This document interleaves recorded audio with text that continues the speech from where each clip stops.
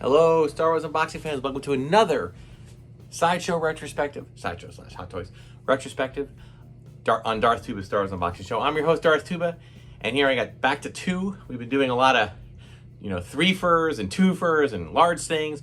Now I'm back to just two basic ones. But first, I want to kind of show off one of my favorite new Krina designs. This is from What If. This is kind of like the Megalio Darth Tuba version of What If. What if Hasbro decided to create an Ahsoka action figure line? All right, so my daughter designed this cardstock kind of. I love how it, has the racing stripe motif, but the title is different coloration. And of course, we have Mon Mothma. I know we have some Mon Mothma characters, but I enjoy the different looks that she has, and so my daughter was good enough to make this design for me. So if you're interested in it, check out the Darth Tuba store on TeePublic. Link is in the description, and I believe it is still up. You can check it out along with some other items there. Okay, so we have two very different, very different figures to talk about today in our Sideshow Retrospective. Both around 2010, maybe the beginning of 2011, but very opposite each other, never interacted on screen to my knowledge. First, we have Momaw Nadon, or as some of us young old folk tend to like to describe him as, Hammerhead. There he is. Now, what's really funny is that,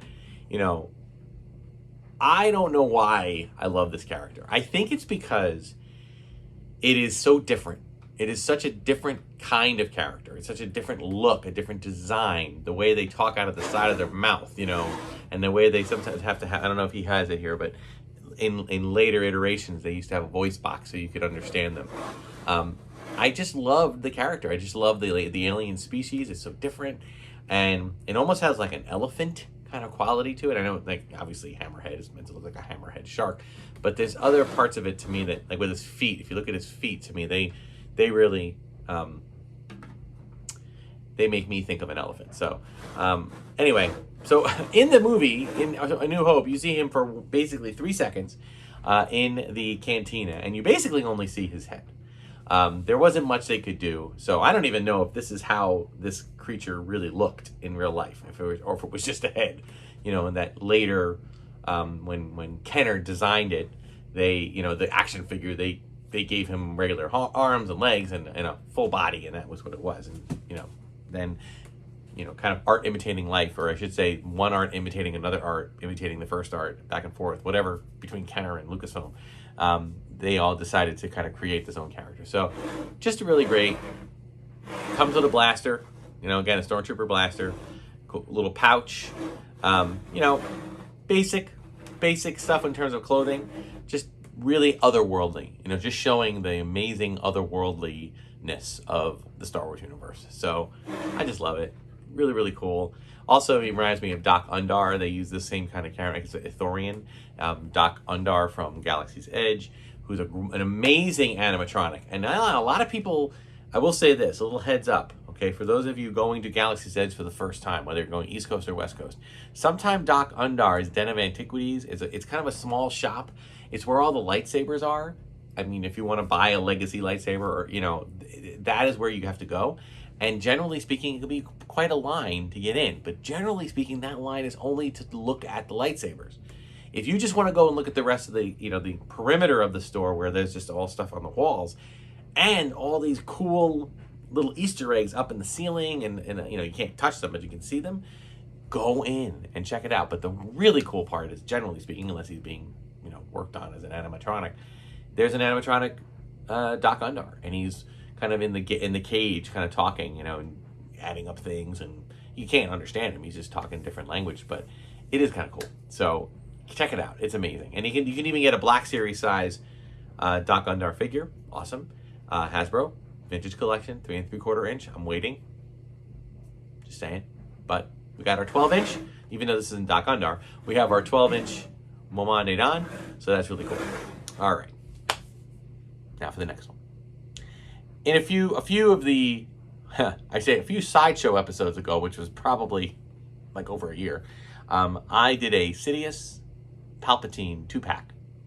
Well, I probably should have put this one in here. I just didn't want to get too far ahead. I'm trying to go just by, by release year. But this is the trifecta. So if we have Sidious, let's start first. If we have Palpatine, the kindly old gentleman who was a mentor to Anakin Skywalker, albeit turned out to be a very two-faced evil person in the name of Darth Sidious, only after that did he shed, I think, once he got mangled up scarred and deformed by Mace Windu, before he took out Mace Windu, to become the face that we would know as the Emperor. I believe he shed his Darth Sidious persona and just became Emperor Sheev Palpatine. And there is a wonderful, wonderful, wonderful... Wait, I gotta do it the right way. Wait. Ooh, welcome, young Skywalker. I've been expecting you. Yeah, anyway. So that is the Palpatine figure with the amazing chair. The throne chair, which does spin. It stands a little wobbly, but the chair does spin rather freely, and it's awesome. He does come with his cane as well. You could stand him as a separate figure if you wish, but come on, he's got the chair. You gotta put him with the chair, right? So that is the thing. Now, I don't believe there are any electronics or anything in the chair. I think it is pretty much just a solid piece, but and again, the chair. Now, a while ago, I talked about a Grand Admiral Thrawn figure that came out a few years earlier, and they had a very similar chair, not the exact same chair. This is his chair. So, I don't know whether I'm more excited about the figure or the chair. I really can't tell you, because the figure is awesome. But again, this is like those Sidious and Palpatine figure 2-pack figures that came out. It's got the younger, the earlier sculpts, the very good sculpts. But I think the way the newer figures are coming, you can really capture the eyes. I think that's really what makes it. Some of these new figures, I mean, I've taken stills of some of the human character figures, and they look so lifelike because of the eyes. It's like you think you're looking at the actual, like a photo, like a still of the celebrity, that plays the person that plays the character. And I feel like before they were really getting into the scanning, you really weren't getting that level. You're getting close. I think this one is a pretty good one, but it's not exact. So, and again, I think you see it in the human figures more. The aliens, not so much. I mean, I don't even know if they've remade the Ithorian. I don't think they did. But if they did, I'm sure that, it wouldn't look tons different. I think there might just be a little bit more detail, like fine-tuned detail. That's about it. So awesome figures on both fronts. Love them. I will say that, in my thinning out collection, would I part with any of these? That's going to be a new thing I'm going to add on future episodes. I will say that I'm probably not going to part with this one. This is Palpatine. Or Emperor Palpatine. I might consider parting with the other two, with the Sidious and the regular Palpatine, Senator Palpatine 2-pack. Not because I don't like them, but just because if I have to be very selective with my space and where am I going to put stuff, I only have enough room for a handful. I will find room for this guy. I can put him next to Vader, next to Luke, Jedi Luke. Oh, it'd be so awesome. All right, this guy, I love him.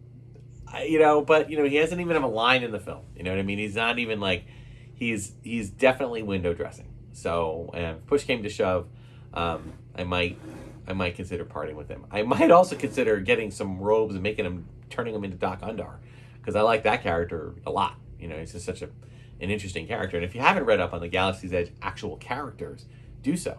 It's fun. There's some great backstories of the characters that are there. Oga from Oga's Cantina and Doc Undar and all this other stuff. It's really cool. That's going to do it for this episode of Darth Tuba Star Wars Unboxing Show. Be sure to like, subscribe, hit the notification button. Check me out on all the feeds. Check everything out and again, check for merch on the in the description. Thank you, Red 5, for always promoting the channel, and and check out all the other content on Red 5 Network. They have awesome podcasts and YouTube channels related to Star Wars. Thank you so much for watching. Until next time, may the Force and the toys be with you. and everything is proceeding as I have foreseen it.